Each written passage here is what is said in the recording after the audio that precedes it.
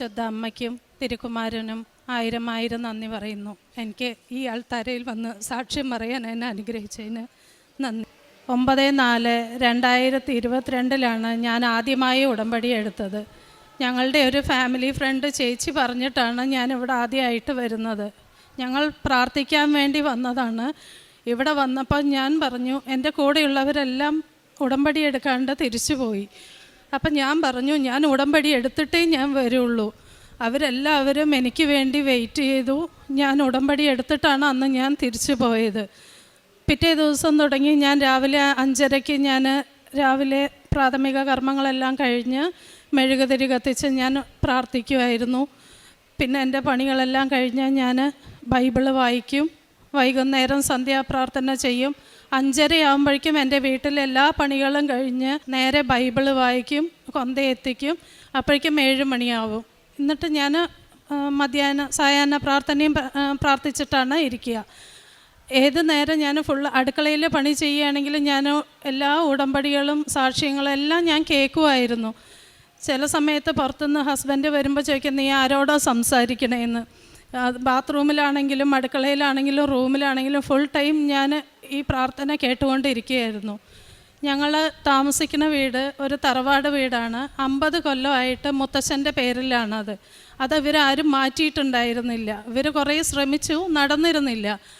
അപ്പോൾ എല്ലാവരും ശ്രമിച്ച് നടക്കാണ്ടായപ്പോൾ ആരും നമ്മളെ ഇറക്കി വിടില്ല എന്നുള്ള രീതിയിലാണ് അവരിയ്ക്കുന്നത്. അപ്പം ഞാൻ പറഞ്ഞു, അത് പറ്റില്ല, നമ്മുടെ മക്കൾക്ക് ഇതിനേലും ബുദ്ധിമുട്ടാവും. അങ്ങനെ ഞാൻ വിചാരിച്ചു, ഉടമ്പടിയിലല്ലേ ഞാൻ, മാതാവ് എൻ്റെ കൂടെയുണ്ട്. ഞാൻ മാതാവിൻ്റെ കാശുരൂപവും പിടിച്ച് വില്ലേജ് ഓഫീസിലും താലൂക്കിലും കളക്ട്രേറ്റിലെല്ലാം കയറി. 24 പേരുണ്ടായിരുന്നു ഇതിൻ്റെ അവകാശികളായിട്ട്.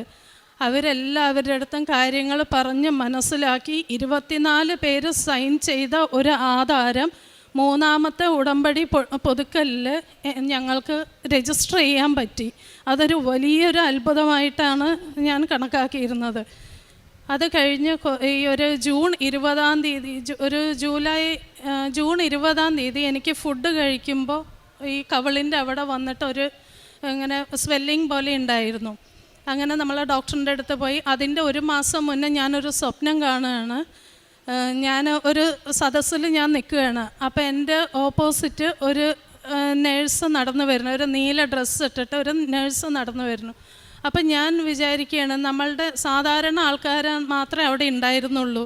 ഈ നേഴ്സ് എങ്ങനെ എവിടെയെന്നുള്ളതിൽ ഞാനിങ്ങനെ ഓപ്പോസിറ്റ് നടന്നു പോകുമ്പോൾ എൻ്റെ നേർക്ക് വരികയാണ്.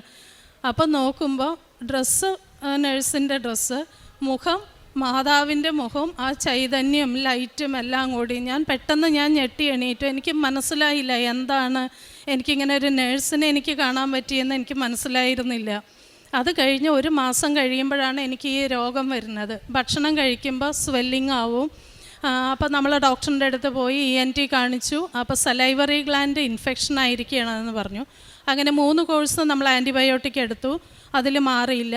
അപ്പോൾ ഡോക്ടർ ഒരു സർജറി പറഞ്ഞു. അതൊരു കോമൺ സർജറി അല്ല, മേജർ സർജറിയാണ്. എൻ്റെ മുഖം പാരലൈസ് ആവും, കണ്ണിൻ്റെ കാഴ്ച നഷ്ടപ്പെടും, ചെവി, നാവിൻ്റെ ടേസ്റ്റ് നഷ്ടപ്പെടും. ഇതെല്ലാം കോംപ്ലിക്കേഷൻസും പറഞ്ഞു. പക്ഷെ ഞാൻ വിചാരിച്ചു, മാതാവ് തന്ന രോഗമാണ്, ഞാൻ ഉടമ്പടിയിലാണ്, ഞാൻ എന്തിനാ പേടിക്കുന്നത്? മാതാവ് തന്നത് മാതാവിനറിയാം എങ്ങനെയാണ് അത് മാറ്റണേന്നുള്ളത്. ഡോക്ടർ ചോദിച്ചു, ഓക്കെ ആണോ സർജറിക്ക്? അപ്പം ഞാൻ പറഞ്ഞു, ഞാൻ ഓക്കെയാണ്. പേടിയുണ്ടോ? ഞാൻ പറഞ്ഞു, എനിക്ക് ഒരു പേടിയില്ല. 50 വയസ്സ് വരെ ഞാൻ നേരെ മുഖത്തോടു കൂടി ഞാൻ എല്ലാവരും മുന്നിൽ നിന്നല്ലോ. ഇതില്ലാണ്ട് കഷ്ടപ്പെടുന്ന എത്രയോ ആൾക്കാരുണ്ട് നമ്മളുടെ ഭൂമിയിൽ. ഞാൻ പറഞ്ഞു, ഞാൻ ഓക്കെയാണ്. സർജറി കഴിഞ്ഞു. ഓഗസ്റ്റ് 9 സർജറി കഴിഞ്ഞു. വെള്ളിയാഴ്ചയായിരുന്നു സർജറി. ചൊവ്വാഴ്ചത്തെ ധ്യാനം, ഞാൻ എപ്പോഴും ചൊവ്വാഴ്ച എല്ലാ പണിയും കഴിഞ്ഞ് ആ ധ്യാനം കേട്ടിട്ടേ പിന്നെ ഞാൻ ഫുഡ് കഴിക്കാൻ ഞാൻ അടുക്കളയിലേക്ക് കയറാറുള്ളൂ. അന്നത്തെ ആ ധ്യാനം 9-ാം തീയതി കഴിഞ്ഞ് 13-ാം തീയതിയാണ് അച്ഛൻ്റെ ധ്യാനം ചൊവ്വാഴ്ച ഞാൻ കേൾക്കുന്നത്. അന്നത്തെ ദിവസം ഞങ്ങൾ ഡിസ്ചാർജാണ്. അപ്പോൾ ഡിസ്ചാർജ് ചെയ്യുന്ന സമയത്ത് ബില്ലെല്ലാം പേ ചെയ്യുന്ന സമയത്ത് ഞാൻ ഹോസ്പിറ്റലിലിരുന്ന് ഞാൻ ഈ ധ്യാനം കേൾക്കുകയാണ്. ഈ ധ്യാനത്തിൻ്റെ അവസാനം അച്ഛൻ പറഞ്ഞു, രോഗസൗഖ്യ പ്രാർത്ഥന. ഇടതുവശത്ത് ഉമിനീർ ഗ്രന്ഥി ഇൻഫെക്ഷൻ ആയിരിക്കുന്ന ഒരു സ്ത്രീയെ കർത്താവ് തൊട്ട് സുഖപ്പെടുത്തിയിരിക്കുന്നു എന്ന്. ഇതിൽ കൂടുതൽ എനിക്ക് പിന്നെ ഒന്നുമില്ല. എനിക്ക് മരുന്നും വേണമെന്നില്ല. ഞാൻ മരുന്ന് കഴിക്കുന്നുണ്ട്, പക്ഷേ എന്നാലും എനിക്ക് ടെൻഷനോ പേടിയോ ഒന്നും ഉണ്ടായില്ല. മാതാവ് എനിക്ക് എൻ്റെ രോഗം കാണിച്ചു തന്നതാണത്. അത് എത്രയും പെട്ടെന്ന് അത് എടുത്തു മാറ്റാനും എല്ലാം എനിക്ക് അനുഗ്രഹം തന്ന മാതാവിന് കോടാനുകോടി നന്ദി പറയുന്നു. പിന്നെ കാരുണ്യ പ്രവൃത്തികൾ ഞങ്ങളെല്ലാ മാസവും ഞാൻ ഭക്ഷണം ഉണ്ടാക്കിയിട്ട് ഞാനും ഹസ്ബൻഡും കൂടി ബിഗ് ഷോപ്പറുകളിലാക്കി തൃശ്ശൂർ ഹോസ്പിറ്റലിൽ ഞാൻ പാലക്കാടാണ്. അപ്പോൾ ആലത്തൂർ ഗവൺമെൻറ് ഹോസ്പിറ്റലിൽ കുട്ടികളുടെ വാർഡിൽ പോകുമ്പോൾ കുട്ടികൾക്കുള്ള സ്നാക്സുകൾ വാങ്ങിക്കൊടുക്കും.